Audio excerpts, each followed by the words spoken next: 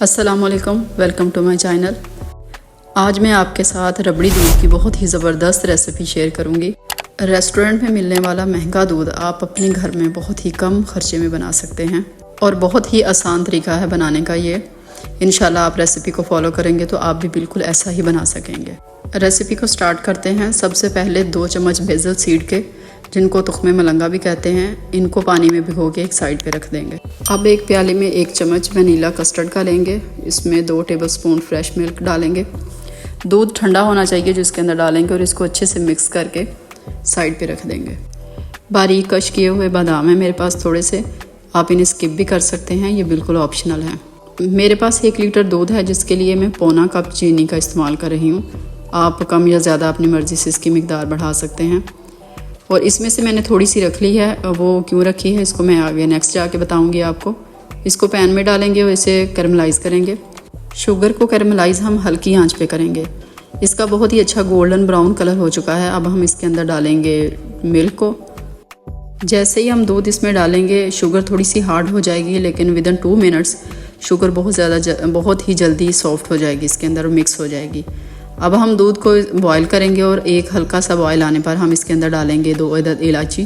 ان کو ثابت ہی ڈال دیں گے، اور ساتھ اس کے شامل کریں گے ہم نے جو ونیلا کسٹرڈ بنا کے رکھا تھا، مکس کر کے رکھا تھا، وہ اس کے اندر شامل کر دیں گے۔ 4 سے 5 منٹ کے لیے اسے لو ٹو میڈیم فلیم پر پکائیں گے اچھی طرح۔ 2 سے 3 بوائل جب آ جائیں گے، بوائل آنے کے بعد اسے 3 سے 4 منٹ کے لیے ہلکی آنچ پر پکائیں گے۔ دودھ بالکل ریڈی ہو گیا ہے۔ یہاں پہ آپ کو اس کے ٹیکسچر سے پتہ چل رہا ہوگا کہ کتنا یہ کریمی اور تھک سا ہو گیا ہے۔ اس کو زیادہ دیر کے لیے نہیں پکانا، ہم اسے صرف 4 سے 5 منٹ کے لیے ہی اور پکائیں گے۔ اس کے اندر تھوڑی سی برفی شامل کریں گے۔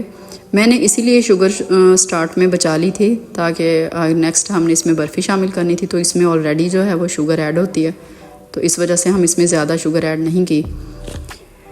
اگر آپ برفی ایڈ نہیں کرنا چاہتے تو آپ اس کے اندر پوری شوگر ہی ایڈ کریں، پورا کپ آپ اس کے اندر شوگر کا ڈال دیں۔ بالکل ٹھنڈا ہو چکا ہے صحیح سے۔ اب اس میں ہم شامل کریں گے بیزل سیڈ کو، اور اسے اچھی طرح مکس کر دیں گے۔ آپ کو میرے چمچ ہلانے سے ہی اس کے ٹیکسچر کا اندازہ ہو رہا ہوگا کہ کتنا سافٹ اور کریمی سا ہے۔ بیزل سیڈ کو اچھی طرح مکس کرنے کے بعد اب ہم اس میں ڈالیں گے تھوڑے سے کرش کیے ہوئے بادام۔ یہ آپ اسکپ بھی کر سکتے ہیں، لیکن یہ اس کے فلیور کو اور زیادہ بڑھا دیتے ہیں۔ اس میں ساتھ شامل کریں گے ہم آئس کو، جس سے یہ ٹھنڈا ہوگا اور ریفریشنگ ہو جائے گا۔ بہت ہی زبردست ربڑی دودھ بن کر تیار ہو گیا ہے، اور یقیناً یہ آپ کو بہت پسند آئے گا۔